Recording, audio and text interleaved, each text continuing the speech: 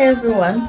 Thank you so much for all your engagement and feedback on my last post about stroke. Interestingly, I got a lot of questions and I even had consultations with some people because of the importance of the topic. My name is Dr. Ijoma Okedalex, also known as EJ, please. Now let's get right to it. What if stroke happens? What do we do?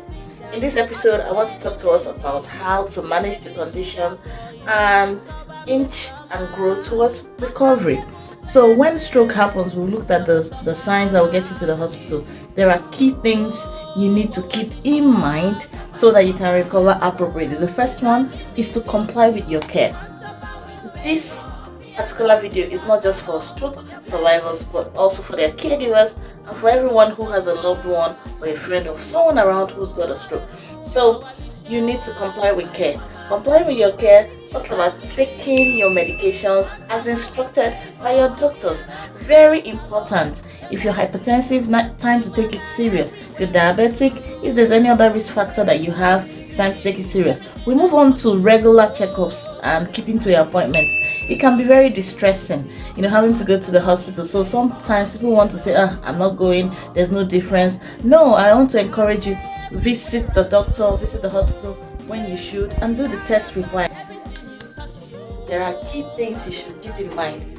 Be attentive to the instructions that you will receive. The second thing is to give feedback to your provider, your doctor, the nurse, whoever you meet. Tell them what's going on. This is what I noticed. This is how I responded to the drug. Ask questions. What was my BP today? Is it good? Is it getting better? Do I need to do something else? Do you have any other recommendations for me? And also tell them about things you notice. Any changes? Maybe you're noticing a bed sore. What should I do about it? I noticed that I feel dizzy in the evening. I noticed this, that. Make sure to give feedback and know your drug regimen. Sometimes I meet people and like, I don't know what they said I should be taking. It's like it's 1 or 2. No, if it's 500 milligrams, if it's in the morning or in the night. It is very important to know that. Now we move on to the next point, which is about your rehabilitation. Commit to rehabilitation. Rehabilitation talks about making sure that your function is restored, your functionality is restored to the best form it can ever be given the stroke. We look at physical therapy, what we all always know that physiotherapists do. That's rehabilitation. We need also to talk about occupational rehabilitation. You need to get rehabilitated so that you can resume work. For some people, maybe they were office workers and the stroke affected the use of their hands. They need to be taught how to get back to work again. And of course, very important, speech therapy. Speech therapy is important. You can do it on your own. Physio can help you do it, but it's part of rehabilitation. Another important part of rehabilitation is mental rehabilitation. It's a very emotionally and psychologically draining experience having a stroke or managing someone with a stroke. So you do need rehabilitation to avoid getting depressed, having post-traumatic stress disorder, and other mental health issues. So it's important that you comply with your care. One other thing you need to juggle up a lot is your memory.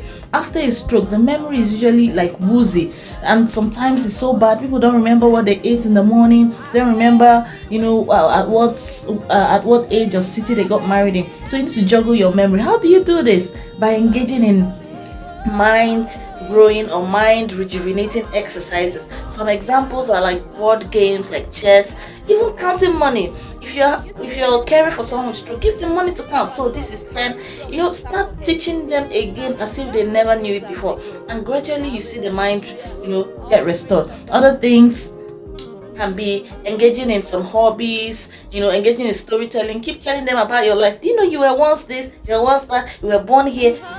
Remind them, ask them, do you remember this? Even if you don't remember as a stroke survivor, don't get discouraged. Don't feel that, the world has ended, this is too bad, I can't take it. No, you can.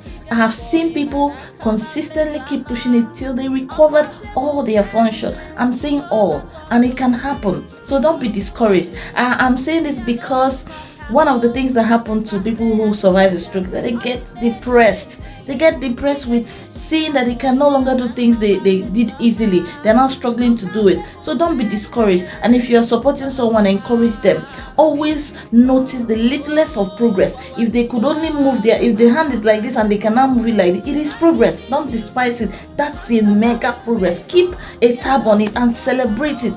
And the more you do, the more they get stimulated to keep trying. If you're struggling with a stroke and you're seeing that your motor function is not where you are not moving well, please keep doing it. Keep doing the exercises. Sometimes they tell you to chew gum. I've seen someone, he chewed and chewed gums till he started talking well again. I've also seen people, they hold the ball like this, squeeze it till their hands start working.